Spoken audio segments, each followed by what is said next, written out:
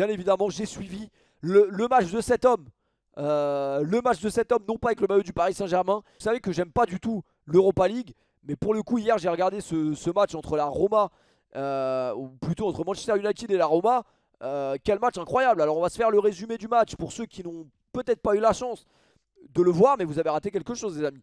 Un match qui allait de tous les côtés, direct. Fallait pas arriver en retard pour le coup. On va pouvoir parler du Barça après, si ça vous fait plaisir, hein. Le Barça qui a perdu contre Grenade dans le pire des moments de la saison, parce que là, vraiment, on en est à un point où le championnat en Liga n'a jamais été aussi serré. Et c'est assez honteux de perdre des points contre Grenade, surtout à domicile, mais bon. Tac. Non, non, non, ce match-là, Manchester United AS Roma, c'était quelque chose. Attendez, parce que moi, je dis toujours de pas arriver en retard. Je suis arrivé en retard. Je suis arrivé à la 12e.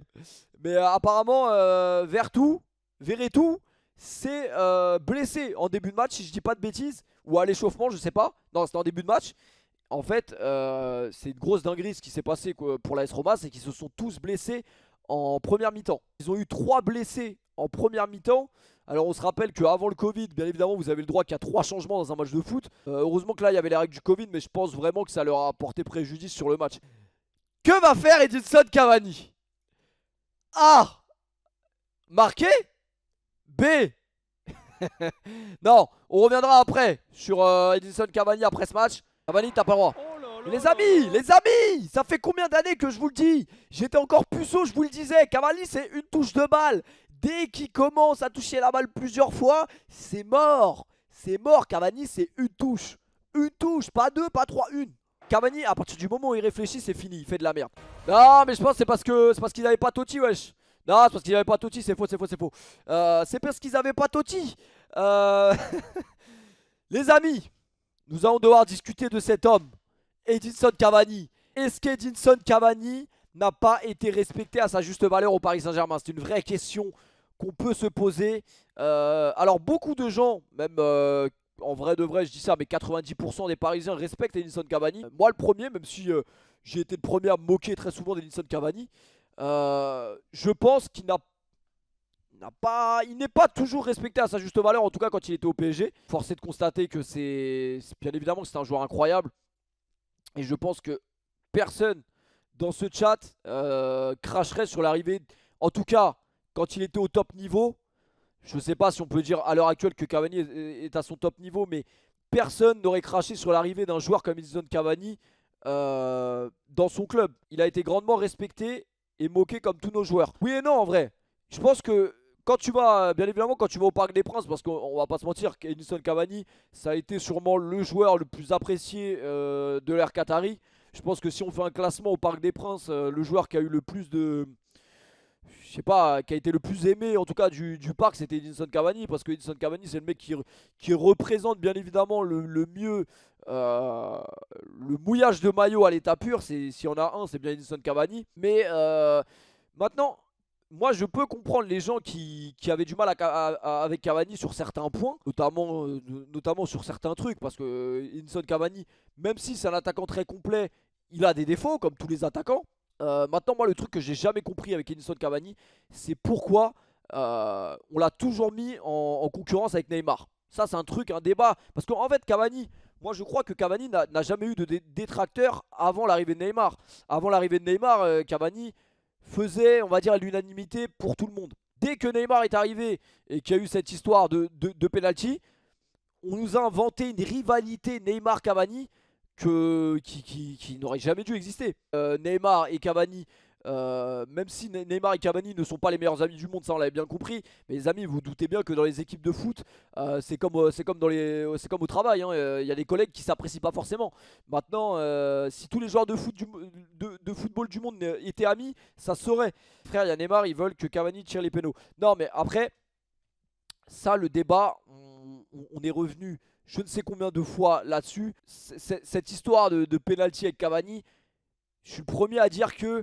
alors c'était quand? C'était un match... C'était un match en... C'était contre Guingamp, non? Ça a commencé à foutre la merde. C'était en fait tout simplement la fois où Edinson Cavani, je crois, allait battre un record ou un truc comme ça. Et... Non, ça avait commencé avec Lyon. Ouais, ça avait commencé avec PSG Lyon, ok. Ça avait commencé avec PSG Lyon, où Edinson Cavani veut tirer le penalty. Et c'est Dani Alves qui prend la balle pour la donner à Neymar. Et donc là, ça a commencé à provoquer des embrouilles. Mais moi, le truc auquel je pensais, c'était un match où le PSG gagne 8-0, je crois. 8-0 contre Guingamp ou Dijon. C'était Dijon ou Guingamp. Bon, c'est le même tarif pour tout le monde, hein. C'est le même tarif pour tout le monde. En fait, tout simplement, le PSG gagnait 8-0. Neymar avait déjà mis un triplé, je crois, dans le match. Neymar avait déjà mis un triplé. Et en gros, il n'avait pas donné le penalty à Cavani. Je pense que la vraie fissure entre les détracteurs de... Et c'est là que sont apparus les détracteurs de Cavani. C'est que le fait que le parc ait sifflé Neymar à ce moment-là. Alors, je ne cautionne absolument pas que Neymar ait été sifflé là-dessus. Que pour moi, tu peux pas siffler un mec. Déjà, dans tous les cas, tu ne siffles pas un joueur de ta propre équipe. Pour moi, les seuls joueurs qui méritent de se faire siffler quand tu supportes un club, que tu es au stade, les seuls mecs qui méritent de se faire siffler, c'est les mecs qui respectent pas le maillot. Pour moi, au Paris Saint-Germain, peut-être que l'un des seuls joueurs, en tout cas moi depuis que je suis le foot, qui mérite de se faire siffler, c'était Mattia Kezman, parce qu'il a clairement souillé le maillot du PSG et il l'a même jeté par terre. Donc lui, pour le coup, si tu me dis lui, à chaque fois qu'il va toucher le ballon, il mérite d'être sifflé, je suis d'accord avec toi. Maintenant, aujourd'hui, quel joueur, encore plus à l'époque qu'on vit maintenant, parce que vous vous rendez compte quand même que on est dans une époque où des joueurs comme Edinson Cavani, au sein de nos propres supporters, sont critiqués et ça les néglige. En mode, vous vous rendez compte de ce qu'on avait comme joueur avant pour négliger un joueur comme un joueur de football comme Cavani. Neymar n'aurait pas dû être sifflé ce jour-là. Ça, je pense que tout le monde est d'accord avec ça. Maintenant, est-ce que Neymar aurait dû lâcher son penalty à Cavani? Bien évidemment, je pense que Neymar aurait totalement dû lui lâcher juste pour... Déjà, tu sais très bien que ça va foutre la merde, entre guillemets, dans l'équipe. Et bien évidemment que ça va être mal vu parce que Neymar, à cette époque-là, sait très bien que Edinson Cavani c'est quand même un peu la star, même si Neymar est une superstar également quand il arrive au PSG. Mais tu sais très bien que si tu... Il y a 8-0, t'as marqué un triplé, tu peux laisser un penalty au joueur qui est super apprécié par le parc. Ça, je pense qu'il n'y a pas besoin d'avoir un cerveau pour le comprendre. Maintenant, Neymar n'a pas voulu lui donner. Acte totalement con, je pense. Je pense que c'était totalement con de faire ça. Parce que même si, voilà, il avait aucun intérêt. À la limite, si tu me dis dans un match où il y a 0-0, où il y a 1-0 pour le PSG, Neymar pour moi est un meilleur tireur de penalty que Cavani. Donc le débat ne se pose même pas. Et le débat sur qui doit tirer les penalty entre Cavani et Neymar, je pense qu'il est réglé. Neymar est un meilleur tireur de penalty que Cavani et que tous les autres attaquants européens. Aujourd'hui, je vois pas qui est un meilleur tireur de penalty dans la planète foot que Neymar. Si vous avez des noms, je vous demande. Mais je pense que voilà, on a la chance d'avoir dans notre effectif l'un des meilleurs, si ce n'est le meilleur actuellement, tireur de penalty au monde. Donc bien évidemment que c'est pas une question de est-ce que c'est Cavani qui aurait dû tirer tous les penalties, non. Mais le fait d'avoir fait ça à ce moment-là, c'était un acte totalement con. Et c'est à partir de ce moment-là qu'on a commencé à voir les anti-Edinson Cavani. Pour moi, Cavani c'est un joueur, on s'en rappellera encore bien évidemment, parce que pour moi, quand on dit Cavani c'est une légende du PSG, bien évidemment que c'est une légende du PSG. Ça, je pense que faut être un sacré bâtard pour le renier. Maintenant, on peut être fan et moins fan du joueur, ça c'est une autre question. Mais ne pas respecter le joueur en lui-même pour tout ce qu'il a fait depuis qu'il est arrivé au club, ça c'est un truc que j'ai jamais vraiment compris. Et encore une fois, comparer Neymar et Cavani, ça n'a aucun sens. C'est pas parce que t'aimes Neymar que tu dois ne pas aimer Cavani. Et j'ai l'impression que c'est un peu ça qui s'est créé chez les supporters parisiens à cette époque, bien évidemment, parce que là on est loin, hein. Cavani il est plus joueur du PSG. Également, pourquoi Cavani est critiqué par la fanbase, sur les réseaux sociaux surtout, parce que dans la vraie vie, il n'y a pas beaucoup de gens qui critiquent Cavani, en vrai de vrai, de supporters parisiens, moi j'en connais pas beaucoup qui critiquent Cavani. C'est la façon dont c'est arrêté, entre guillemets, l'histoire entre Cavani et le PSG. Ça, c'est vrai que...